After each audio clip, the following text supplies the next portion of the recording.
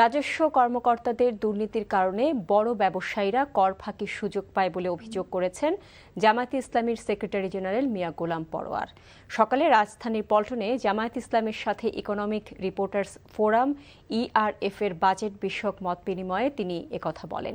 জনবান্ধব বাজেটের দাবি জানিয়ে গোলাম পরোয়ার বলেন, শিক্ষা, স্বাস্থ্য ও কৃষি খাতে বরাদ্দ বাড়াতে হবে। জামায়াতের সহকারী সেক্রেটারি জেনারেল হামিদুর রহমান আজাদ বলেন,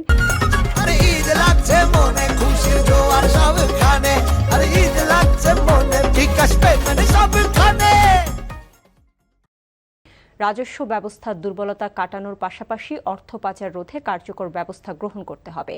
এ ব্যাপারে সরকারের পরিকল্পনা জনগণকে জানাতে হবে। এসব রোডম্যাপ দিতে না পারলে জনকল্যাণমুখী বাজেট নিশ্চিত করা সম্ভব নয় বলেও মত দেন তিনি।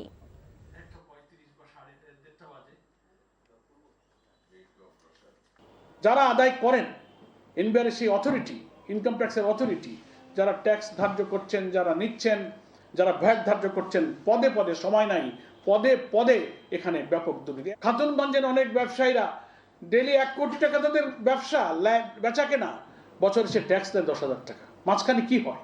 আরো অনেক সমাজের খাত এবং ব্যবসা বাণিজ্য ট্যাক্সের এবং রেভিনিউর যথেষ্ট সোর্স আছে যেখানে সীমাহীন দুর্নীতিতে আমরা আকণ্ঠ নিমজ্জিত। ফলে আয়ের ক্ষেত্রে যেমন পক্ষপাত দুষ্ট, যার সাথে সাথে পলিটিক্যাল লিঙ্কেজ আছে, ফ্যাসিনেশন আছে, আনডিউ প্রিভিলেজ যারা গ্রহণ করে, সেখানে ট্যাক্স ভ্যাট বসানোর ক্ষেত্রে একটা আলাদা দৃষ্টিভঙ্গি।